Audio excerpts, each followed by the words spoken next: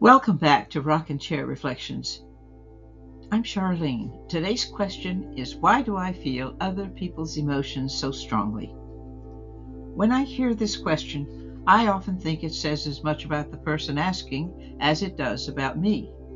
For myself, I can usually read a room fairly quickly, almost from the moment I walk in. But do I feel other people's emotions directly? Not always. Sometimes what I sense is more reactionary. Something I say or do sparks a strong emotional response in someone else, and I feel that in return. That's a little different from what's usually being asked here. For many people, though, the answer may be that they are natural empaths. Some have carried this ability since childhood, while others are only now starting to notice it. And being an empath can go in two directions. On one side, you can be so in tune with someone that they feel safe, understood, and deeply comfortable sharing with you. On the other side, you may see so clearly what they're struggling with that they feel exposed or invaded, and they push back with hostility.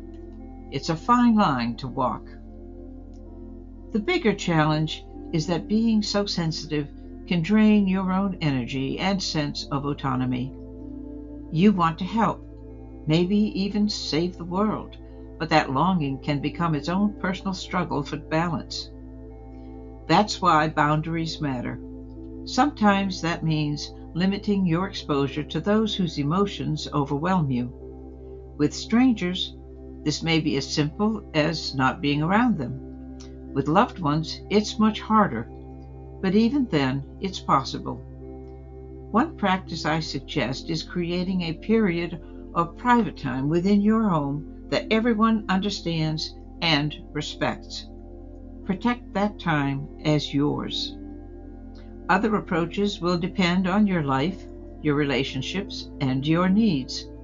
But the truth remains, if you are an empath, you must care for your own balance, because if you are drained, you cannot help anyone else. May you honor your gift of empathy while also honoring your own boundaries, so that your compassion flows without depleting you. I want you to think about the last time you felt overwhelmed by someone else's emotions. Did it energize you, or did it leave you drained? This week, try setting one small boundary. It could be 10 minutes of private time at home or stepping outside after a difficult conversation. Notice how even a little space restores your energy.